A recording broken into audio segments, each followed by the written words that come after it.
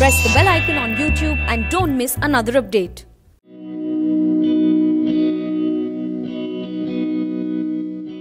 Hello everyone, I'm Sabah Rahman from the Indian Express.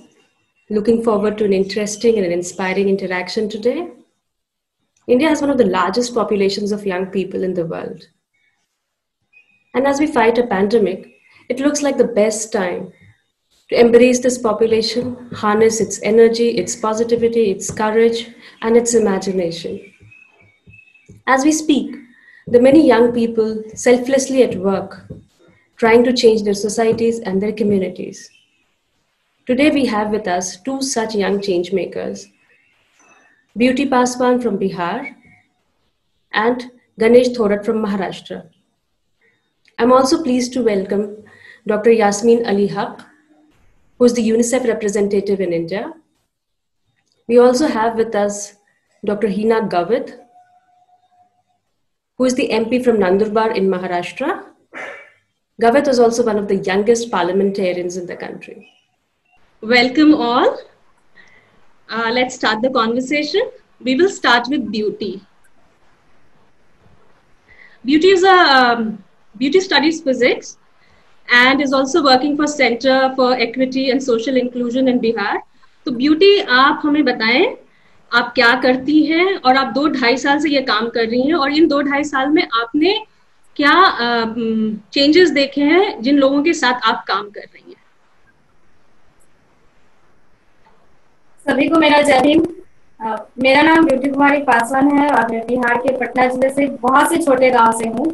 मैं अभी graduation final year में हूँ और मैं अपने गांव की पहली लड़की हूँ जो फिजिक्स ऑनर से ग्रेजुएशन कर रही हूँ। मैं centre for social equity and inclusion में संस्था में मैं पिछले 2.5 सालों से वर्क कर रही हूँ। जहाँ तक बात है कि परिवर्तन जो मैं अपने क्षेत्र में कर रही हूँ वहाँ की, तो मैं ये संस्था दलित SC/ST माइनॉरिटी एंड घुमंतु जातियों के साथ वर्क करते हैं, बच्चों और युवाओं के साथ वर्क करती है। तो अभी हमारे क्षेत्र में सबसे बड़ा बदलाव ये है कि मैं खुद भी उसी कास्ट से रिलेटेड हूँ और मैं अपनी ही परिवर्तन की कहानी मैं खुद आपके सामने हूँ। तो सबसे बड़ा बदलाव तो एक मैं खुद हूँ और मैं अपने फील्ड में जहाँ तक मैं देखी हूँ महसूस की हूँ, तो अभी जो युवा हैं, जो दलित युवा हैं, वो राजनीति पेज को भी कवर किए हैं, कुछ लोग राजनीति में भी जा चुके हैं और जो लड़की है वो CSC मैनुअल पे खुल के बातें कर रहे हैं। मैं खुद किविकर project know your body know your rights में मास्टर ट्रेनर हूँ। तो मैं एक लड़की होकर लड़कों को सेक्सुअल एजुकेशन दे रही हूँ और वो भी मुझसे सवाल ये करते हैं, अगर उनसे कोई सेक्स से रिलेटेड कोई प्रॉब्लम है तो वो मुझसे सवाल करते हैं। एक्चुअली ग्रामीण लेवल में ये बोलना बहुत ही मतलब एक क्या होता है हाथ बाबा टाइप का कि क्या बोल दिया, ये कौन सा वर्ड बोल दिया। तो वो इन सारी मुद्दों पे लोग, हम एक लड़की होकर एक लड़की से सवाल करते हैं। तो मुझे अपने फील्ड में ये बहुत बड़ा चेंजेस आया है। दूसरा कि जो हमारे युवा है, जो दलित युवा है, जो मुस्लिम युवा है, जो लड़कियां हैं, वो आज स्कूल के बाहर निकल रही हैं, वो घर से बाहर ट्रेनिंग में भी इन्वॉल्व हो रही हैं। अगर किसी चीज की ट्रेनिंग होती है, लीडरशिप की होती है, RTI की ट्रेनिंग होती है, जो भी ट्रेनिंग हो, तो वो घर से जाकर अपनी फैमिली को मनाकर घर से बाहर जाकर के सीख रहे हैं। बहुत ही अच्छा काम करिए। अब हम डॉक्टर यास्मीन के पास जाते हैं। आपने ब्यूटी को सुना, so I wanted to know from you doctor Yasmeen, given your experience in India and outside India, what makes youth like Beauty makes them for the best change makers? What is so unique about this segment? Bharat के पास जनसंख्या के एक बहुत बड़ा फायदा है क्योंकि यहाँ 60 करोड़ युवा है। तो अगर 60 करोड़ ब्यूटी हो सकते हैं तो फिर आप समझ ले कितना प्रोग्रेस हो सकता है। If our young people are educated, healthy, motivated, they can be really a powerful force to bring about transformation.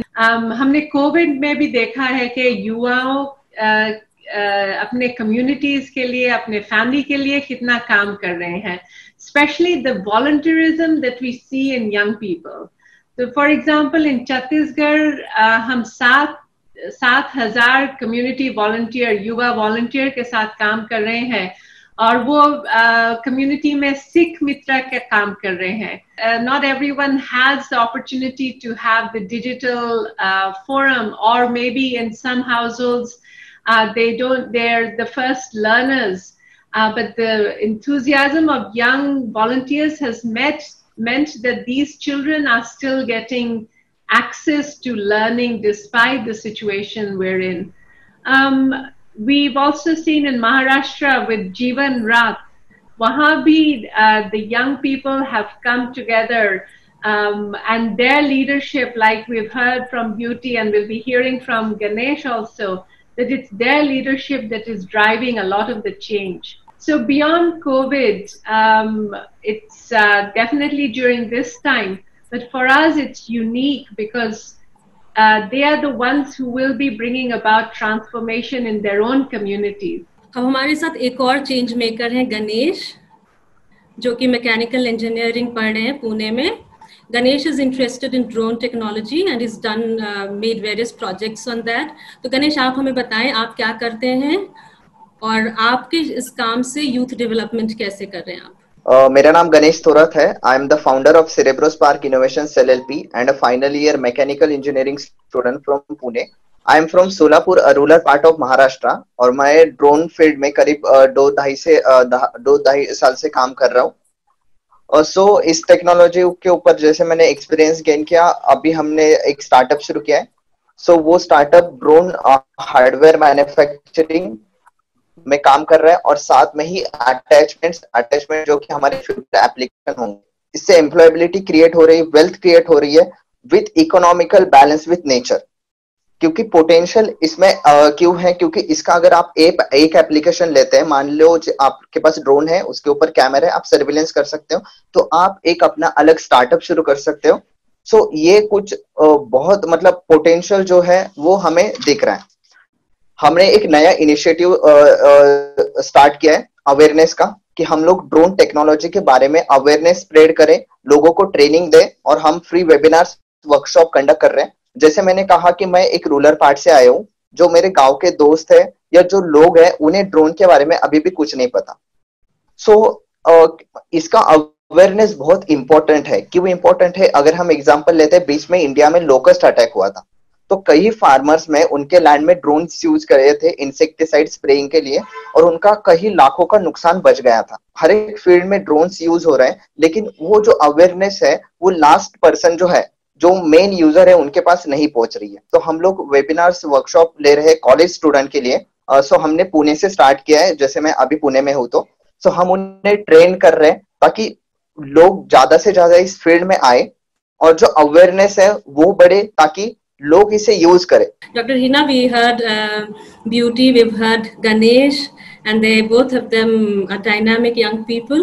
So I wanted to know how does the government look at such aspiring change makers, and what are your plans for such people? If you ask me, as a member of parliament, being one of the young members in parliament in the 17th Lok Sabha, I always try to encourage such youngsters who have different innovative ideas. They have so much of potential. In fact, after listening to Beauty, after listening to Ganesh, I am really happy that people from especially this young group that comes from a rural area is working so hard, trying to do some new research. And being a parliamentarian, I always try to draw the attention of the government towards the fact that we must bring in all this research in the mainstream line, so that it will also help our government in since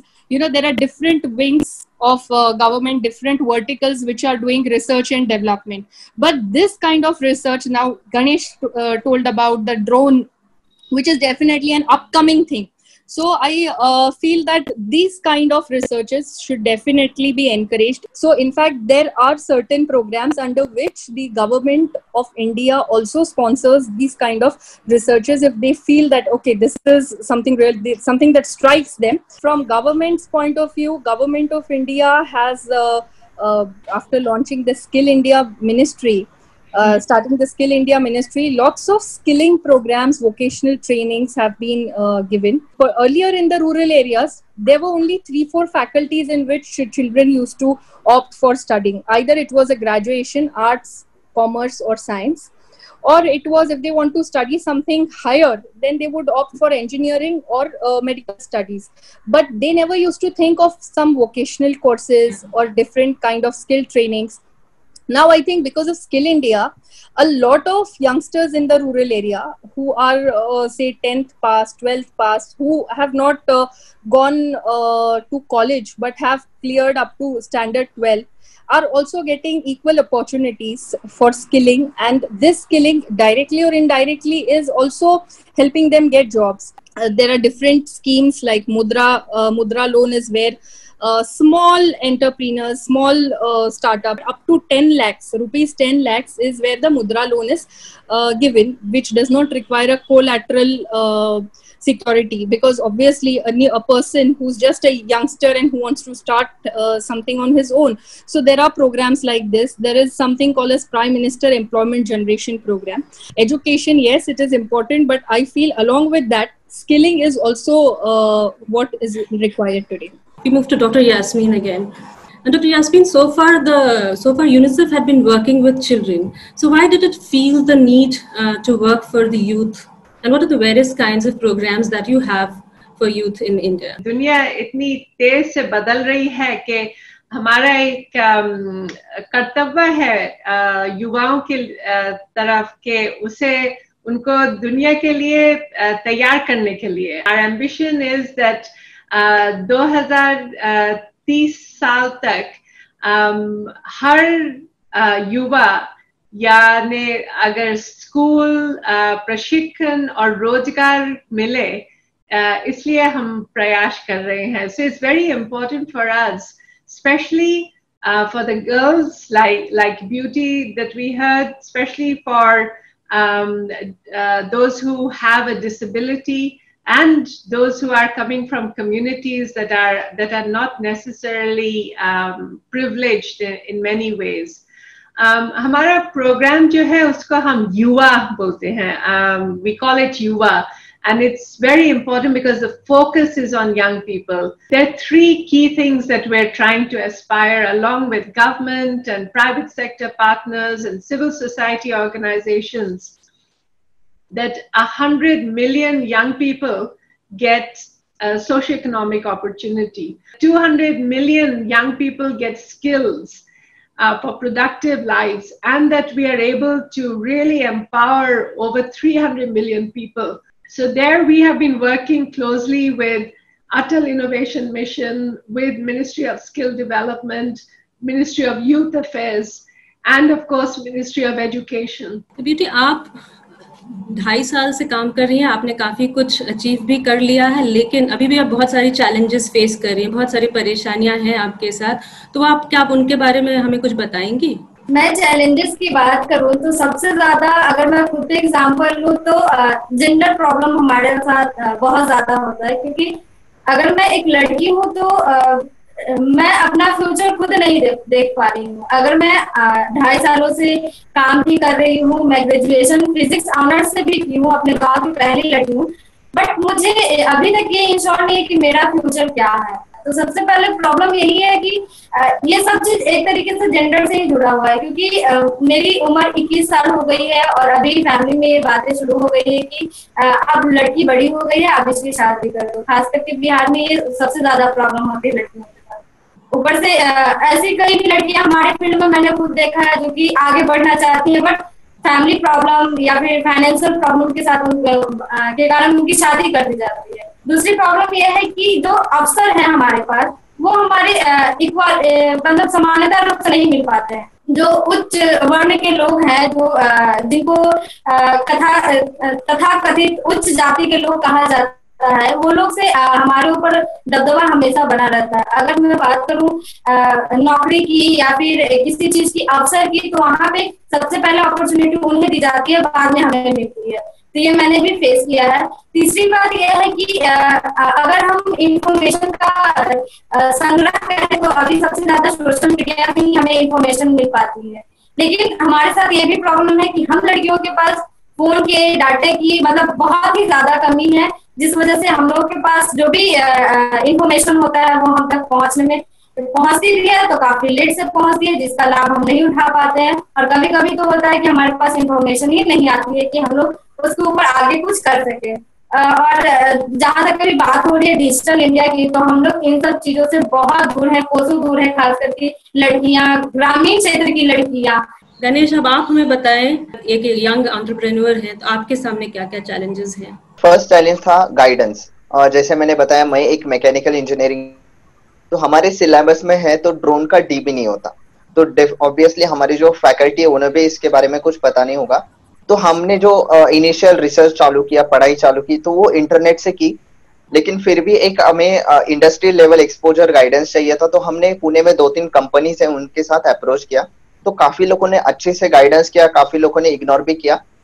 तो धीरे धीरे हम लोग मतलब research हमारा जैसे जैसे आगे बढ़ा, तो वैसे हमें इसका पोटेंशियल पता चलने लगा है, नए नए एप्लीकेशन बाहर आने लगे। सेकेंड प्रॉब्लम, काफी लोग फंडिंग के वजह से प्रोजेक्ट, उनके दिमाग में जो, मतलब मेरे भी कुछ फ्रेंड्स हैं, तो उनके दिमाग में आइडिया बहुत अच्छी होती है, लेकिन फंड का वो सोचते हैं और प्रोजेक्ट नहीं करते। मैं जैसे ट्यूशन लेता हूँ स्कूल के बच्चों की, तो मैंने वहां से वो फी यहाँ पे लगा दी। मेरे जो अदर फ्रेंड थे उन्होंने ऐसे जुगाड़ करके इनिशियल जो फंडिंग थी वो हमने रेज की, लेकिन जैसे हमारा प्रोजेक्ट आगे बढ़ा तो हमें जब ज्यादा इन्वेस्टमेंट लगने लगी, तो हमारे जो फैकल्टीज थे, गाइड्स थे या कॉलेज था, उन्होंने हमें मदद की। लेकिन फंडिंग का इशू तब सॉल्व हुआ, कॉलेज ने तब मदद की, जो हमारे गाइड थे उन्होंने खुद इन्वेस्ट किया, क्योंकि उससे पहले जो हमारा स्ट्रगल था, हार्डवर्क था, वो उन्होंने देखा था। तो यही है कि अगर आपके पास वो पोटेंशियल है, आप दिखा रहे हो, तो वो भी इशू सॉल्व हो जाता है। उसके बाद एक आता है कि सब कुछ अच्छा चल रहा है और अभी हम सडनली डिमोटिवेट होते हैं, फेल्योर होते हैं। तो करीब हमारे साथ भी ऐसा हुआ, 1-2 साल तक हम लोग किसी भी कंपटीशन में अप्लाई करते तो रिजेक्ट हो जाते थे, हमारे एप्लीकेशन वर्क नहीं हो रहे थे। इनफैक्ट हमारे जो ड्रोन की फर्स्ट टेक ऑफ फ्लाइट हुई, तो उसके बाद वो सडनली टूट के ब्रेक, मतलब पूरा उसके पुर्जे निकल गए थे। बेसिकली हमें जो 1-1.5 साल का फेल्योर था, तो उसमें हम लोग सीखते थे। अगर हम किसी कंपटीशन में नहीं सिलेक्ट होते थे, तो हम लोग मतलब सोचते थे कि क्यों हम इसमें नहीं हुए। दूसरा जो है, मेरे जो कम्युनिटी से, मतलब रूरल कम्युनिटी से जो बच्चे आते हैं, तो उनके दिमाग में ये एक माइंडसेट है कि मैं किसी कॉलेज से इंजीनियरिंग कर लूं या कोई भी डिग्री ले लूं और जॉब कर लूं। मतलब एक लड़का जॉब लेने की मेंटालिटी से ना एजुकेशन सिस्टम में आए, वो जॉब देने की मेंटालिटी से आए। सो ये एक मैं कहना चाहूंगा जो कि बहुत इंपॉर्टेंट है, और हमारे अंदर जो इंडिया में है वो पोटेंशियल है कि हम लोग वर्ल्ड सॉल्यूशन प्रोवाइडर बन सकते हैं। सो लोग, सिर्फ जो यंग स्टूडेंट है, वो सिर्फ एंटरप्रेन्योरशिप के बारे में थोड़ा ज्यादा सोचें। So, Dr. Gavit, we heard about beauty and the many challenges that she's facing. Not possible to pick all the challenges, but she's talking about lack of access to information. She says she doesn't know if Digital India will ever reach her and her community. Then Ganesh talks about the disconnect between education system and entrepreneurship. So how do you think these two issues can be addressed? The Digital India issue that Beauty mentioned, I would admit this, that in my constituency also, because I told you it's a tribal area, when I got elected in 2014, the first thing that I decided to do was connect all the villages in my constituency through Digital India program. So this is definitely a challenge, that reaching out each village, putting in the digital cable. Yeah, there are on field, there are lots of challenges, but now Government of India has taken up it as a priority. The internet connection goes to the Gram Panchayat, not only the Gram Panchayat, but all the other institutions which are linked to the government, like Anganwadis. Not just that, the schools will have internet, so the students who are studying in that school will be having an access to internet. So I'm sure after this Digital India program, and I'm glad that the Prime Minister set a timeline for completion of the Digital India programs, and after 2022, that is the timeline set for completion of the Digital India program, I'm sure that each and every village in India will have a direct internet connection in their Gram Panchayat.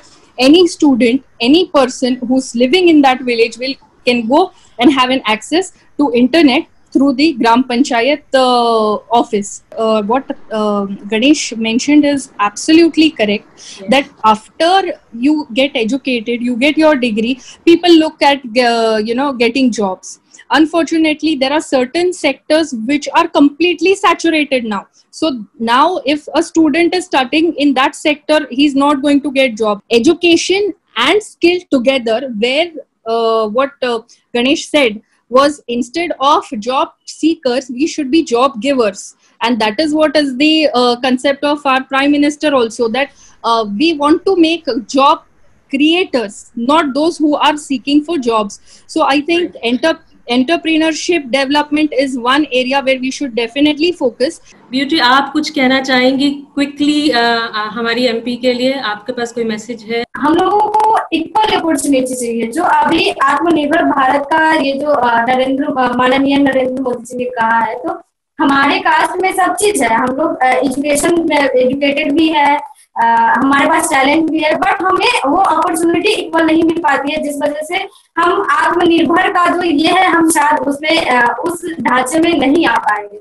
जो अभी हमारे युवा हैं वो financial problem के कारण भी अपनी एजुकेशन को छोड़ रहे हैं, क्योंकि उनको प्रेशर होता है घर चलाने का भी, पढ़ाई का भी। गणेश, आप जल्दी से बताएं, आप क्या कहना चाहते हैं? जो इंक्यूबेशन सेंटर या फिर गवर्नमेंट की अच्छी पॉलिसी आ रही है ड्रोन टेक्नोलॉजी में, एंटरप्रेन्योरशिप की में, तो वो कहीं रूरल पार्ट तक जाए, जो कि मेट्रोपोलिटन सिटीज तक अभी कुछ हद से लिमिटेड है।